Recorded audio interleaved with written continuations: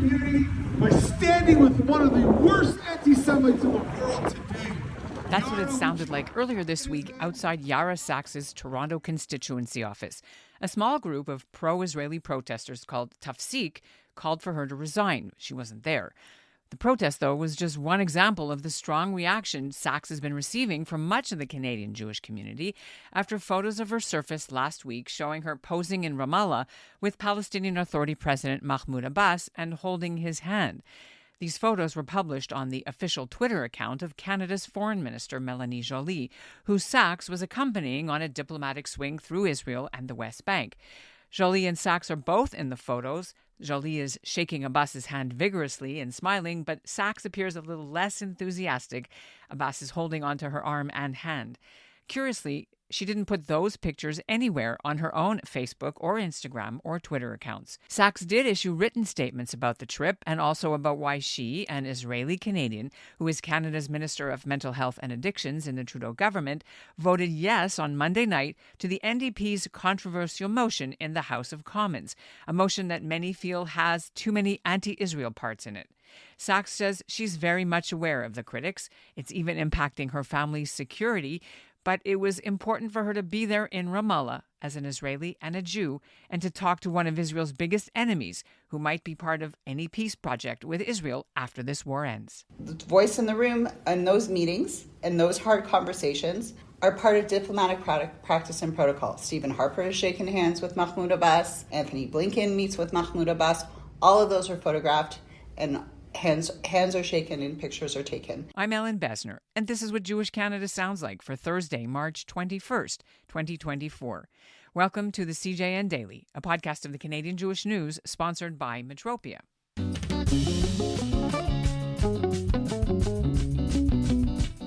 Yara Sachs says she was asked to go with Canada's foreign minister last week on the diplomatic trip to Israel and the West Bank.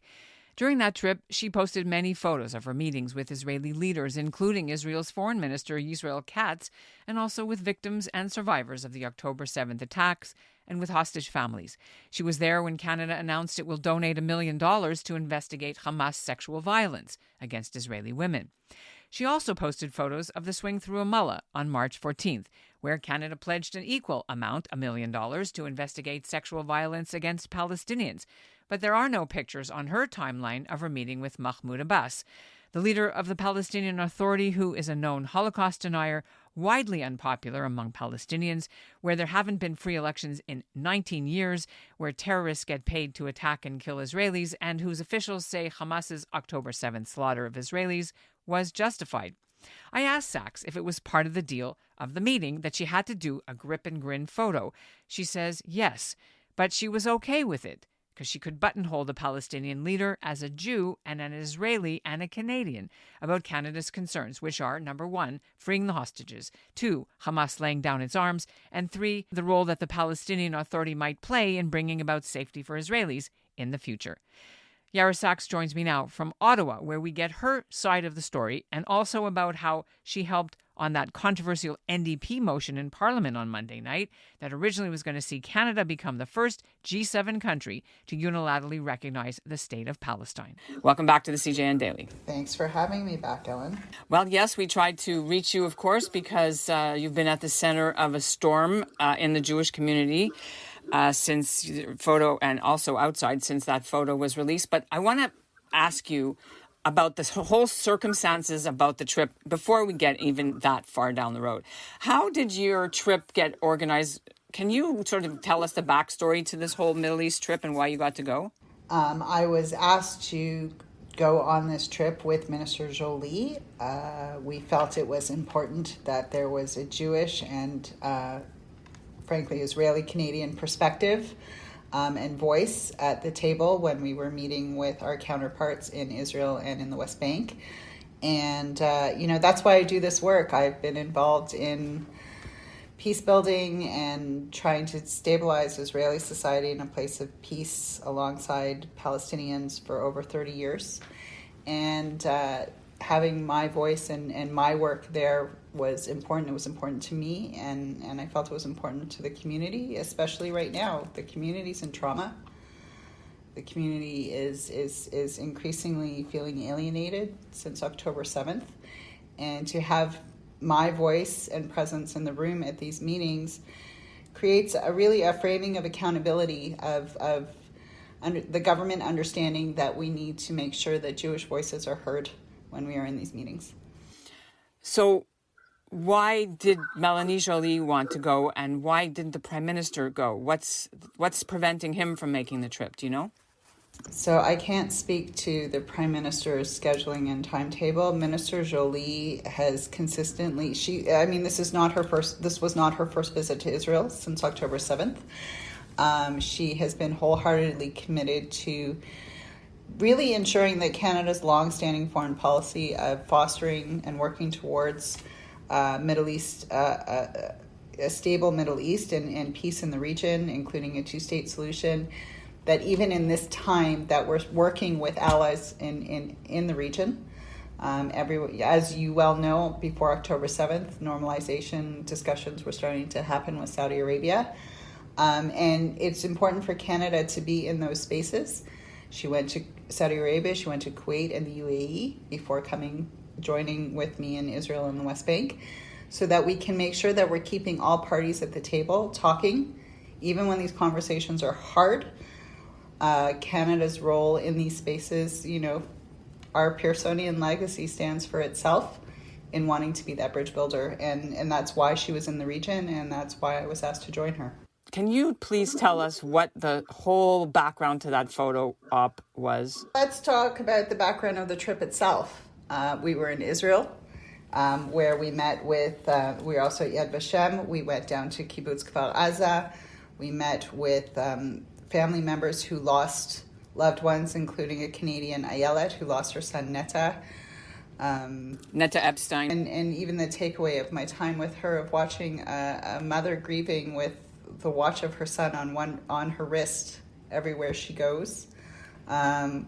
She shared with us about Sivan and Noor, Netta's neighbors, who were also killed. But we also met with Israel Katz. We also went to Yad Vashem. We also met with Ron Dermer. And we also met with First Lady Michal Herzog. Yeah, but nobody cares about that. Everybody's fine with that. People should care about that. And because the framing of this trip is really about the whole trip. I think the framing of the trip and why we were there is important, and who we met with was important. In going to both Jerusalem and also going to Ramallah, it was important for me to be in that room.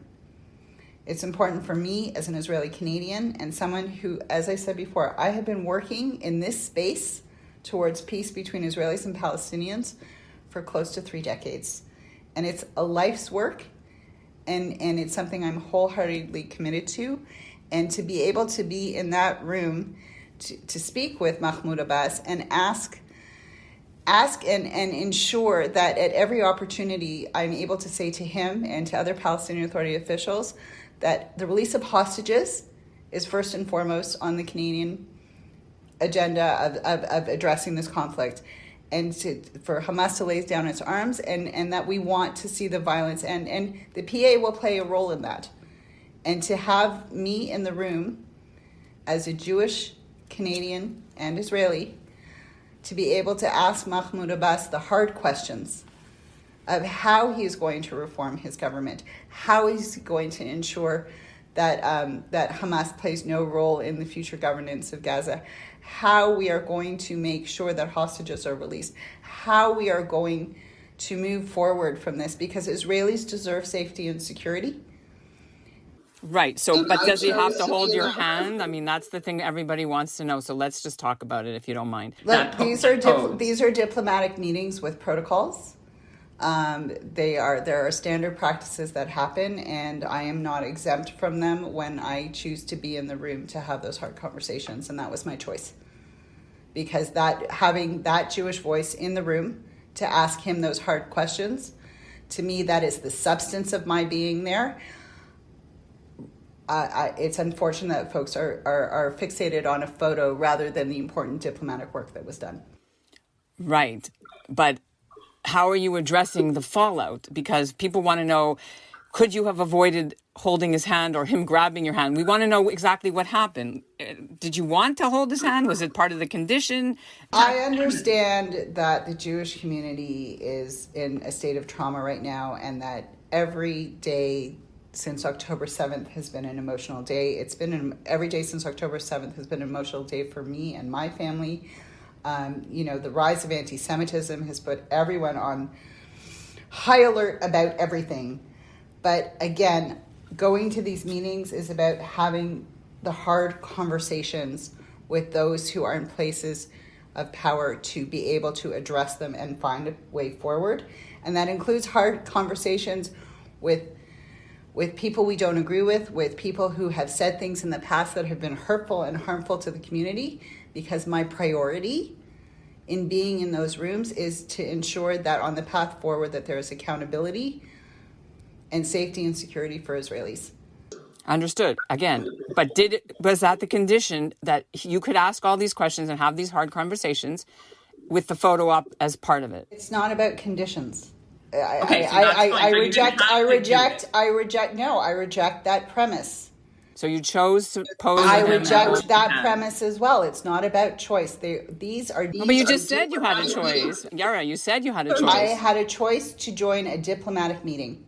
There are protocols associated with diplomatic meetings that include photographs that the meetings took place. I will not back down from the opportunity to be a Jewish voice in the room with the Palestinian Authority to ensure that the key issues that are a concern of this community when it comes to anti-Semitism, when it comes to terrorism, when it comes to ensuring that there is safety and security for Israelis, I will not shy away from the opportunity to be that voice in the room. Right, but it looked like he was holding on to you and you didn't really. So people are parsing it as one does. I would rather that they ask me the content of the meetings rather than focusing on a photo, because it's the substantive conversations and hard conversations that happen in those meetings that matter. Okay, let's move on then to the criticism that you've gotten from the community and outside as well. How have you dealt with that? What I'll say and what I always say to the community, and I take this from my time when I worked in the P2P track of the Oslo Accords when Yitzhak Rabin was still alive. He said, you don't make peace with your friends. You make peace with those who you need to make peace with. And that is exactly what I was there to do, was to understand from an Israeli perspective and also from the perspective of the Palestinian Authority where they're at in this moment and where are their opportunities when they are available to move forward, and what role Canada will play in those spaces. It's important for us to know. And I know that when a community is in trauma, it's really, really hard to take a step back and understand how important laying the groundwork for this is. But that's my job. It's what I've done for 30 years. It's what I'm doing now. And it's work that I have committed to with my heart and soul for safety and security for a country that I love, which is Israel. My family is there. Like many other families here in Canada who have family and friends back there, it matters. And I won't shy away from doing this work. Is this a signal? Should Canadians now see, and I'm not just talking Canadian Jews, but Canadians see this trip and then what happened Monday in Parliament as a signal of Canada's choice down the road after the war ends or after there's a ceasefire, that this is the person, this is the organization that the Canadian government would like to see in charge in any forward motion of peace? So what I would say is that Canada's long-standing policy and foreign policy position when it comes to the conflict remains and continues that we are a friend and ally to Israel, and that a two-state solution is really what we want to be a part of building those bridges for. That means we talk to everybody. That means we talk to the Saudis. That means we talk to the Kuwaitis. That means we talk to the UAE. That means we talk to the Egyptians. We talk to the Jordanians. And we continue to do that work. Canada is a country of multilateralism.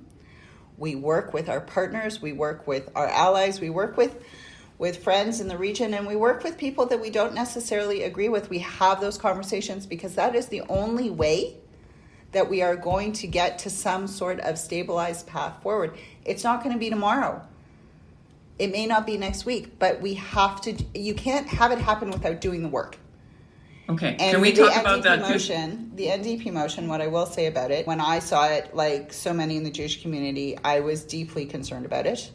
There is, under no circumstances would a position of a unilateral declaration of a Palestinian state be acceptable. So why not just not vote it down? Could you explain to our listeners how they decided just to change it as opposed to just defeat it? It's not about backroom dealing. It's about if the government voted no,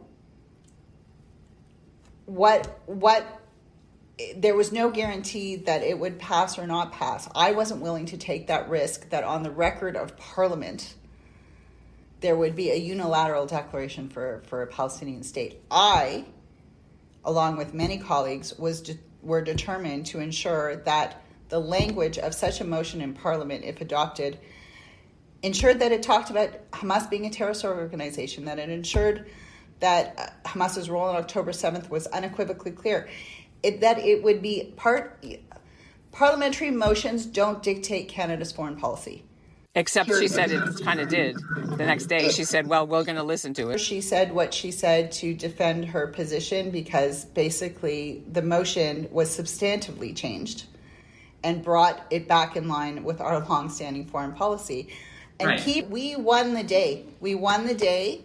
Except for the military exports thing, which was already on the table anyway. We won the day, Ellen, and I'll tell you why we won the day. Because at the end of the day, the amendments recognize the things that matter to us as a Canadian government and that matter to the Jewish Canadians, which is that Hamas must release hostages and lay down its arms, that a ceasefire cannot be one-sided, and that we recognize that the humanitarian suffering in Gaza can't continue, but they can't be human shields, that Israel has a right to defend itself, and that we are committed to a two-state solution vision. It won't be tomorrow, but we stay on that path. Except for the optics, which is what's making people really upset. The keffiyehs on various different sides, the watermelon pins, the language, people accusing Israel of ethnic cleansing. And I hear all of that. And what I will say is this, as a member of the Jewish community and the opportunity to be a member of cabinet, is that we don't work in symbolism. We work in having clear and tangible positions that we will defend in every place, whether it's motions in the House or whether it is in the Middle East region or whether it's on the international stage.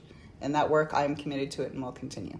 Was there any reason you weren't able to be there in person and vote in person and speak in person and only voted by electronic voting?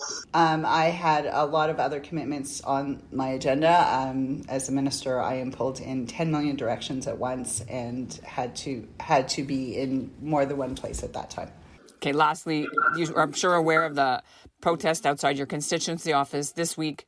This time it was from pro-Israel activists, not anti-Israel activists, which is a change. How did the office handle it? How do you feel about that? What I will say is our community is not homogenous in its positions. We have a diversity of views like many other communities. This is one part of the community that felt it needed to be loud in its opinions and discourse. What concerns me, frankly, is that the level of divisiveness that is happening right now, personal attacks on me, personal attacks on my daughter, and her safety has come out of this. You know, as we well know, sinat chinam, the fall of the Jewish people happens from sinat chinam, from free hate. And I would urge all of us, while we may disagree on things, we can agree that the community is in pain and in trauma, and that we need to find a way to collectively address the anti-Semitism that is so horrific and pervasive. We need to work together, and that everyone has the right to protest. However, I would encourage all of us to find the place where Klal Yisrael is important to value as sharing differences of positioning in what is such a hard and difficult time for all of us. I'm afraid that's all the time we have. What happened with your daughter? That's all we have time for, apparently. Thank you so much. Sorry. The backlash against her has not stopped. The Canadian Friends of Yad Vashem, where she and Melanie Joly paid a solemn visit in Jerusalem last week, now want to have the Holocaust Museum there expunge her signature from their visitors book. I've put a link to Sachs's statement in our show notes so you can read it for yourselves, plus some of our coverage of the whole affair. And that's what Jewish Canada sounds like for this episode of the CJN Daily, sponsored by Metropia, integrity, community, quality, and customer care. By the way, I don't know if you've seen the messages going around about the worldwide Shema event, which is set for today, Thursday, March 21st, where the families of the hostages will be at the Western Wall in Jerusalem on the fast of Esther. And they're encouraging Jews around the world to recite the Shema Yisrael prayer along with them wherever you are at the same time. It's for the hostages, for the wounded, and for the soldiers of the IDF. The link is in our show notes to the live broadcast, which starts at 5:30 Israel time. The Shema is an iconic prayer that Jews recite twice a day and in times of great peril. Here's the commercial. Thanks for listening to the CJN Daily. And as always, you can write to me about today's interview at ebessner@thecjn.ca. ב-7 באוקטובר טבחו בנו וחטפו את האחים והאחיות שלנו. On October 7th, they butchered us and kidnapped our brothers and sisters because of who we are, because of our identity, our Judaism. 1930, we unite for a joint call, the recitation of Shema, that will tear open the heavens and be heard from afar. שמע ישראל, אדוני אלוהינו, אדוני אחד. Everyone calls Shema Israel,